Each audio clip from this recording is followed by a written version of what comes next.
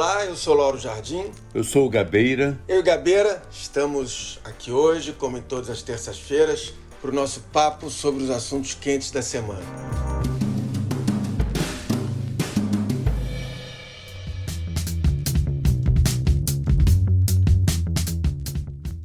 Hoje a gente vai conversar sobre dois assuntos. Primeiro, eu e Gabeira vamos falar sobre essa confusão e as dúvidas em torno das vacinas e de como será a vacinação contra a Covid. Depois a gente vai falar da decisão do Supremo que vetou a pretensão do deputado Rodrigo Maia e do senador Davi Alcolumbre de se reelegerem para as presidências da Câmara e do Senado. E como vai ficar essa disputa a partir de agora. Gabeira, vamos começar com o nosso primeiro assunto, as vacinas, aquelas que o presidente teima em desacreditar. Aliás, hoje, enquanto a gente está gravando, nessa manhã de terça-feira, o Reino Unido já começou a vacinar os idosos, começando pelos idosos. Com uma mulher de 90 anos. Uma mulher de 90 anos. Margaret Keenan é a primeira pessoa a tomar a vacina contra a Covid-19 no Reino Unido. Olha só. A gente ouvindo os aplausos. O pontapé inicial, muito inicial, da imunização, ele já foi dado e o Brasil continua patinando na politização, no negacionismo do governo federal, não é isso? É uma coisa muito grave, né? Porque, em primeiro lugar, porque quanto mais você atrasa, mais você atrasa também a recuperação e mais coloca vidas em risco, né?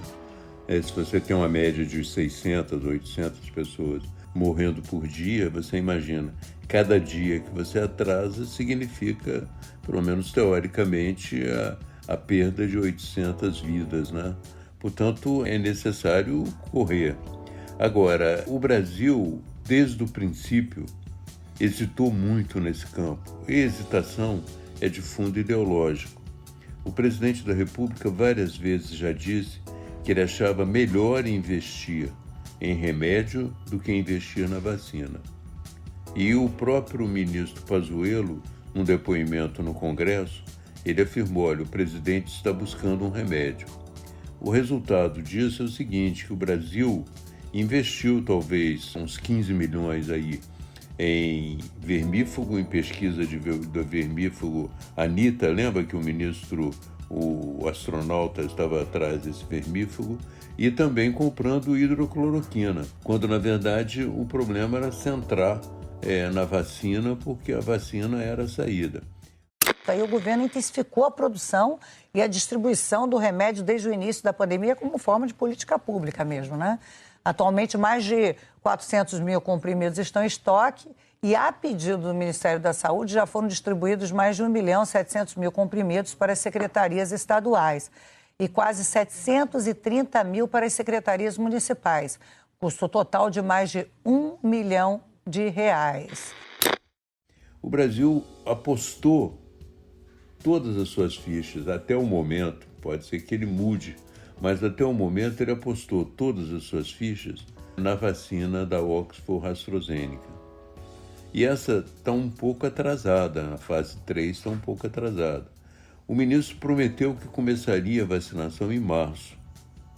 E mesmo essa promessa dele é uma promessa que talvez não possa ser cumprida segundo a indústria de seringas, porque diz que se não fizerem os pedidos a tempo, e até agora não foram feitos na dimensão que é necessário, não haverá vacina, não haverá seringa para essas vacinas. Agora você imagina, chega um momento de vacinar, você não tem seringa, não tem algodão, não tem os elementos essenciais para isso.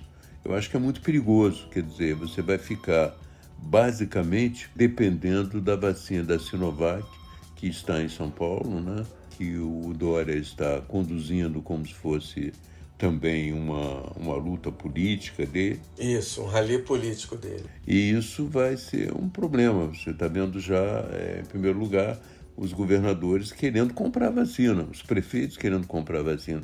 Então vai haver uma corrida que o governo federal vai ficar possivelmente de fora, entende?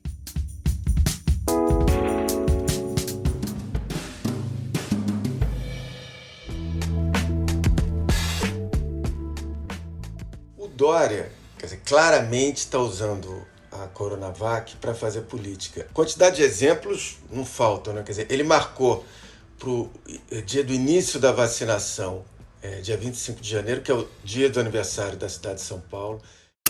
Todo e qualquer brasileiro que estiver em solo do estado de São Paulo e pedir a vacina, receberá a vacina gratuitamente. Vamos vaciná-lo e, se precisar, compraremos mais vacinas. O fato, na verdade, é que o Dória, ele viu na vacina o modo mais eficaz dele reverter a popularidade dele em São Paulo, que está muito em baixa, e talvez a partir da vacina surgir ele de fato como um político conhecido e admirado no Brasil, coisa que ele não é hoje. Quer dizer, embora seja governador do estado mais importante do país, embora seja um político ultramediático, ele não é uma pessoa popular fora dos limites de São Paulo, e mesmo em São Paulo. Quer dizer, nos sonhos dele, do Dória, ele quer virar o governador que salvou a vida de milhares de brasileiros da morte. Ele está apostando tudo realmente nessa... E o Bolsonaro é um adversário bom para isso, porque o Bolsonaro é negacionista, obscurantista, abre um caminho, né? O Dória, por um lado, ele está botando, sim, o carro à frente dos bois, quando ele marca a data do início da vacinação para o dia 25, quando somente no fim de dezembro o Butantan vai enviar para a Anvisa todos os testes, a tal da fase 3, os testes completos que a Anvisa possa analisar. Em nota, a Anvisa afirmou que ainda não foram encaminhados dados relativos à fase 3 e que esse dado é essencial para a avaliação tanto de pedidos de autorização de uso emergencial quanto de pedidos de registro. Então, ele está adiantando um pouco isso politicamente. Por outro lado, você pode, em favor dele, dizer o seguinte: como é clara a ingerência do Bolsonaro em cima da Anvisa para não ajudar a vida do Dória, para atrapalhar e atrasar tudo que puder, ele não está de todo errado em forçar um pouco a mão. Nesse sentido, dá para dizer isso. Eu até comentei isso ontem na televisão e com o seguinte argumento: para o Dória, se estiver tudo pronto e a Anvisa demorar, ele pode atribuir diretamente ao Bolsonaro e o Bolsonaro fica com desgaste político de estar detendo o processo da vacinação. Agora, a gente que está aqui embaixo, dependendo da vacina, perde, né? Agora, me parece claro que a demanda das pessoas pela vacina, mesmo com toda essa campanha anti-vacina, vai obrigar o Bolsonaro a cair na real. Ou seja, ele vai ter que ser pragmático em algum momento, senão ele vai ser tragado, vai perder os apoios que ele tem não só na população, mas entre os aliados no Congresso, nos meios políticos e tal. Eu acho que não é ir muito longe prever que o Bolsonaro, em algum momento, vai também ter que dar um cavalo de pau nas convicções dele e mudar um pouco o discurso, assim como ele já fez com Bolsa Família, que ele já foi contra e não é mais. Eu concordo contigo, eu só tem um problema que eu queria colocar nisso, é que é uma questão de tempo. Como assim? Pode ser muito tarde para o cavalo de pau. Ah, tá, claro. Porque você tem, como eu te disse, você tem de um lado que garantir a compra das vacinas. Ele começa agora uma negociação com a Pfizer. O governo brasileiro e a Pfizer avançaram nas tratativas de intenção para a compra de 70 milhões de doses da vacina Pfizer-BioNTech contra a Covid-19 a ser fornecida em 2021. Os termos já estão bem avançados e devem ser finalizados ainda no início dessa semana com a assinatura do memorando de intenção. Então, o governo brasileiro e Pfizer assinam ali uma tratativa, dão início para que o governo compre 70 milhões de doses da vacina Pfizer-BioNTech para que os brasileiros sejam vacinados. Que não se sabe quando a Pfizer vai entregar. Se a Pfizer entregar, vai depender também das seringas. E o processo de seringa ainda não foi deslanchado, porque não há o pedido adequado para isso. Quer dizer, se ele demora a dar o cavalo de pau, pode ser que fique muito tarde para dar o cavalo de pau. Não, é verdade. E é tudo muito confuso. No caso da vacina da Pfizer, é curioso porque 2 semanas atrás, vários técnicos do Ministério da Saúde foram colocar em dúvida a possibilidade da gente ter essa vacina aqui por causa das condições de aplicação da vacina, por exemplo, da necessidade de armazenar as doses a 70 graus abaixo de zero. Negativos, né? De fato, não é uma coisa trivial. Mas o próprio governo da Bahia está comprando refrigeradores para armazenar as doses e tal.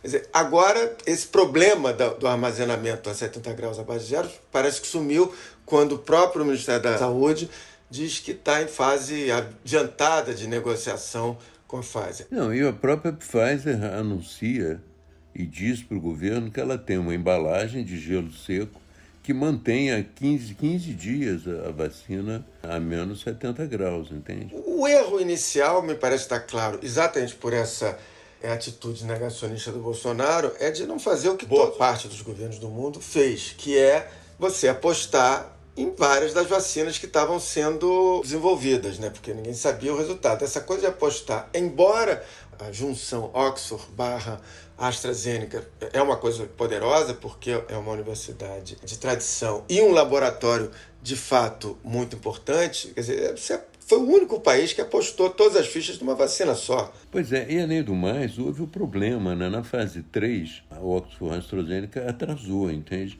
Porque ela fez um teste e nesse teste houve o problema de terem ministrado meia dose.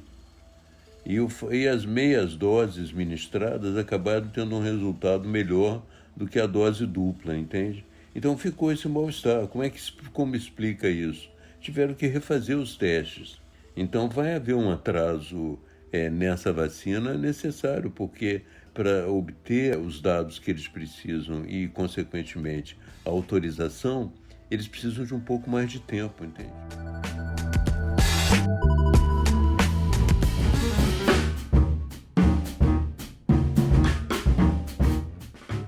O Bolsonaro pode se ver na situação, assim, lá pelo final do primeiro trimestre, de os brasileiros todos vendo pela televisão, se informando pela internet, etc., vendo que o mundo inteiro está sendo imunizado e o Brasil marcando passo. Quer dizer, talvez só em São Paulo seja exceção. Então ele vai ver o grande adversário político dele vitorioso e ele não conseguindo dar conta disso no resto do país e a população cobrando isso. E vai ser também, quer dizer, se acontecer isso, vai ter um efeito, mas um efeito mais propagandístico, porque São Paulo não tem a capacidade de imunizar todo o país. Verdade. Quem poderia ir para São Paulo para fazer isso não é a grande massa da população. As pessoas não têm condições de fazer isso. É uma elite, tal, que pode pegar um carro, um avião e ir para São Paulo. E mesmo porque não tem vacina. São Paulo não comprou vacina para o país. São Paulo comprou vacina para São Paulo, entende? Essa ideia do Dória de abrir para os brasileiros que quiserem é muito generosa, mas inclusive pode encontrar resistência dos moradores de São Paulo mesmo. Mas, olha, nós temos prioridade, afinal de contas, foi comprado com o nosso dinheiro. Então, eu acho que o Bolsonaro, ele custa muito a compreender as coisas. Ontem, por exemplo, você viu, eu escrevi um longo artigo falando que ele está descompensado, que ele está fora do ar e tal, e querendo até que eu tivesse equivocado, mas olha, um dia que eu publico o artigo, ele inaugura, junto com a mulher, uma exposição com a roupa que eles usaram na posse em 2019. Poxa, é uma loucura isso. Nesse momento, convidamos o presidente da República, Jair Bolsonaro, e a senhora Michele Bolsonaro a realizar o desenlace de fita que inaugura a exposição dos trajes usados na posse presidencial de 2019. Ouviremos as palavras da senhora Michele Bolsonaro. É um momento de muita alegria estarmos aqui reunidos para o lançamento das vitrines com os nossos trajes usados na posse. E um dia memorável, né? Completamente fora do ar você inaugurar uma exposição com vários ministros, do terno que ele usou e do vestido que a Michele usou durante a posse. Puxa, num momento desses no país. Olha, as imagens que os ouvintes devem ter visto dessa cerimônia da exposição é impressionante, porque é um tal de uns sorrisos para lá, sorrisos para cá, e 170 mil mortes nas costas, e todo mundo sorrindo, tapinha nas costas, como se diz, 6 ministros deslocados para essa exposição. É completamente insano isso tudo. A única pessoa que parecia compreender isso era a filha dele, que estava totalmente deslocada na cerimônia.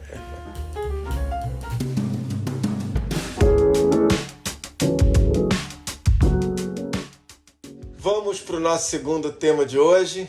Por 6 votos a 5, o Supremo decidiu, no domingo, uma questão chave para a política. O Rodrigo Maia e o Davi Alcolumbre não podem tentar a reeleição agora em fevereiro. A maioria dos ministros julgou que não pode haver reeleição, recondução ao comando da Câmara ou do Senado na mesma legislatura. Pode, se for em outra legislatura, uma nova eleição com a troca dos mandatos dos parlamentares, como é hoje. O relator da ação, ministro Gilmar Mendes, votou pela possibilidade de reeleição.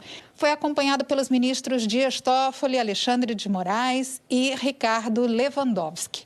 O ministro Nunes Marques seguiu em parte. O voto dele permitia a recondução de Alcolumbre, mas não a de Rodrigo Maia. Quem deu o primeiro voto proibindo reeleição na mesma legislatura foi o ministro Marco Aurélio. Tiveram o mesmo entendimento as ministras Carmen Lúcia, Rosa Weber e os ministros Luiz Roberto Barroso, Edson Fachin e o presidente do tribunal, que deu o voto de desempate. Gabriela, só para começar a nossa discussão, quero dizer o seguinte: é impressionante que até no item em que a Constituição é mais do que cristalina, haja uma divisão dessas na Corte Suprema, não é isso? É uma coisa impressionante, é uma divisão e diante de um texto cristalino. E depois a simples ideia de colocar isso em votação é uma ideia estranha. De repente você começa a colocar em votação textos que são claros na Constituição. Será que isso é justificável do ponto de vista jurídico? Não me parece, entende? De repente você acorda e fala assim, olha, tem 2 itens aqui na Constituição que protegem os índios. Vamos ver se é isso mesmo. Vamos rever isso, entende? Tem um item aqui que garante a liberdade de expressão. Vamos reexaminar isso e vamos dar uma nova interpretação. Por quê? Qual o sentido disso? Vai dizer, não, mas que o PTB provocou. Olha, o cara pode provocar uma série de coisas na Constituição, não está acontecendo nada que justifique que ela faça essa revisão. E depois tem essa história, né, de querer dar uma interpretação política favorável às pessoas próximas, sobretudo no caso do Rodrigo Maia, e também você vê a votação do Cássio Marques como é a votação bolsonarista, né? Pode o Alcolumbre, mas não pode o Rodrigo Maia. Quer dizer, aquilo ali é uma loucura, quer dizer, cada um avalia a Constituição e toma as decisões de acordo com seus interesses políticos mais imediatos. Aliás, no caso do Cássio Marques, era bom alguém checar se está assinado o voto Cássio Marques Nunes, ou Cássio Nunes Marques, ou Jair Bolsonaro. Jair Bolsonaro, uma checada, né, nesse negócio. É impressionante, esse cara realmente ele é impressionante. Ele não decepciona, pelo menos não, é um vassalo. Quem o escolheu, né? É um vassalo típico, entende?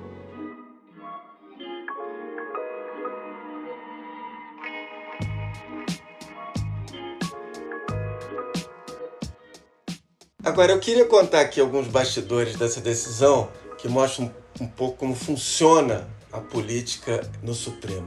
Bom, primeiro, em vez deles tentarem, os ministros, ler e interpretar o que estava escrito na Constituição, etc., os ministros caíram de cabeça nas articulações políticas. Até pelo menos, por exemplo, na quinta-feira passada, o Rodrigo Maia, ele disse a uma pessoa com quem eu conversei que ele apostava num placar de 9-2 pró-reeleição. Quer dizer, completamente diferente do que ocorreu. Ele não é uma pessoa mal informada para cravar um resultado tão diferente. Quer dizer, é porque o jogo foi virando ao longo dos últimos dias, muito em função da rejeição pela opinião pública, pela imprensa, em relação ao golpe que estava sendo armado. O Rodrigo Maia, por exemplo, contava com os votos do Fux, do Barroso, da Carmen Lúcia. Quer dizer, no caso do Fux, ele não estava errado em contar com isso, porque para várias pessoas o presidente do Supremo chegou a dizer que não votaria contra a reeleição, ou seja, ele mudou de ideia no meio do caminho. O próprio Barroso, ele só abriu o voto dele, porque era plenário virtual, no domingo à noite, quando ele enviou o voto praticamente junto com o Fux, de que ele é muito próximo, ou seja, eles agiram em dobradinha. O ministro Toffoli, por seu turno, ele fez o contrário. Ele seguiu o relator, o Gilmar Mendes, deu voto favorável à reeleição. Agora, na véspera, ele teve um encontro com um político importante do DEM e garantiu que ia fazer exatamente o oposto. Ou seja, é assim que funcionam as decisões? Quer dizer, por que tudo isso acontece? Eu acho que tudo isso acontece porque, primeiro, o Supremo continua fazendo política de curto prazo.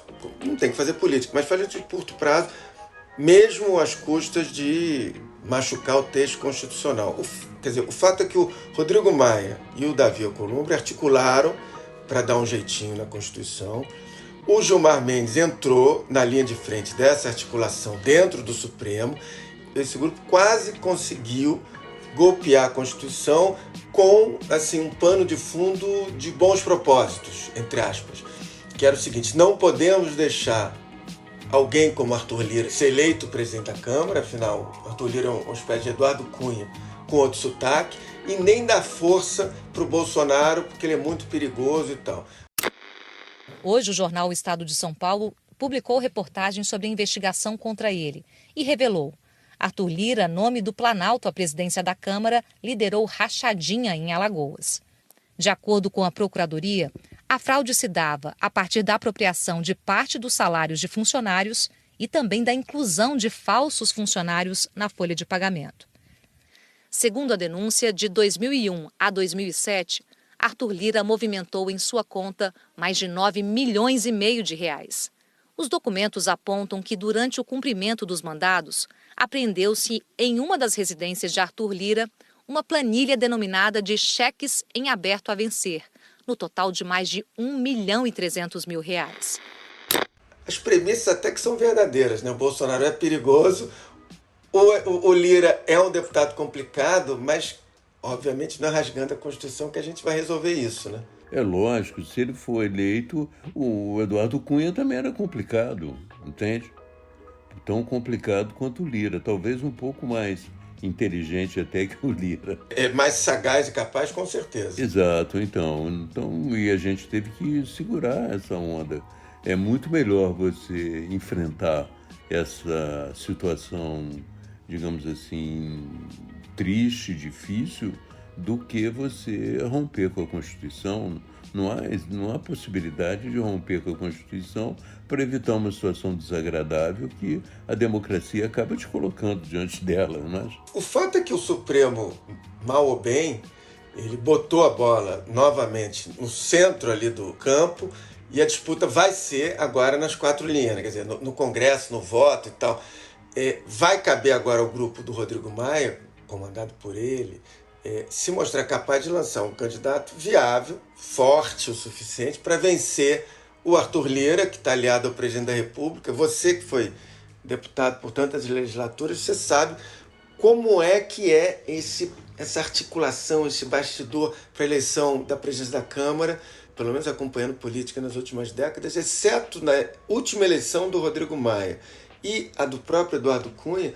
Todas as outras, eu como jornalista, pois eu queria ouvir você também, que estava lá de dentro vendo as articulações. Eu, como jornalista, até a véspera fico na dúvida quem é mesmo o favorito, quem é que tem aquela quantidade de votos, que até porque os deputados prometem votos para vários candidatos. Quer dizer, o que eu sei é que vai ser uma disputa muito acirrada. Claro, não tem dúvida. Apesar de eu achar que o Arthur Lira tem uma capacidade de fascínio grande, porque ele é contra investigações, entende? Ele já se declarou também contra o impeachment da Dilma, contra todo o processo da Lava Jato contra o Lula. Ele está tentando seduzir também a esquerda e a direita, o centro. Aliás, deixa eu só te interromper um pouquinho. Ele é contra investigações, inclusive em causa própria, né? Porque tem 2 denúncias contra ele no Supremo já aceitas, né? Não, ontem eu até falei na televisão, olha, eu não vou dizer tudo que ele já fez, porque ele pode se tornar favorito, entende? Ele é acusado de rachadinha, acusado pela Lava Jato, a mulher o acusou de esconder dinheiro, de não mostrar a verdadeira fortuna, mas se você contar isso tudo, pode se tornar um favorito. Entende? Exatamente, aí junta direita e esquerda, uma certa direita e uma certa esquerda. Exato, porque a proposta dele é essa, olha, vamos fazer uma situação aqui na Câmara dos Deputados em que nós ficamos blindados contra a investigação, entende? E isso é o desejo da maioria lá, entende? Acontece que isso aconteceu também com o Severino. O Severino derrotou o governo, né, na época. Mas eu não sei qual é a capacidade de articulação do Rodrigo Maia.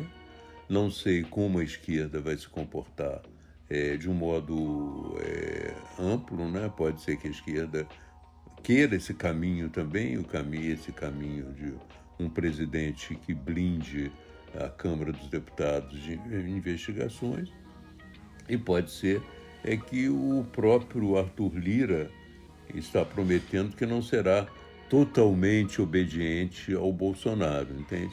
A gente não sabe, é um processo que realmente está iniciando, mas eu acredito que vai ser muito interessante, como será também interessante no Senado, né?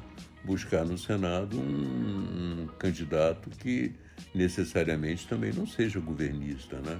Eu acho que no Senado existe essa possibilidade também de você ter um senador independente. Fala-se muito no PMDB, no MDB, lançando um candidato. O Tasso Gereissati aparentemente já se lançou. Então vai haver também uma disputa interessante que nós temos que acompanhar, sabendo que nem sempre podemos ser muito otimistas sobre o que se passa lá. Está terminando o Lauro Gabeira de hoje. A gente vai ficar por aqui. O Lauro Gabeira está disponível a partir das 5h30 da tarde, das terças-feiras, no site do Jornal Globo, no Spotify, no iTunes ou na sua plataforma preferida de podcast. Esse episódio teve edição da Fernanda Pontes e do Vitor Carvalho. Na terça que vem, a gente está de volta. Tchau. Até lá.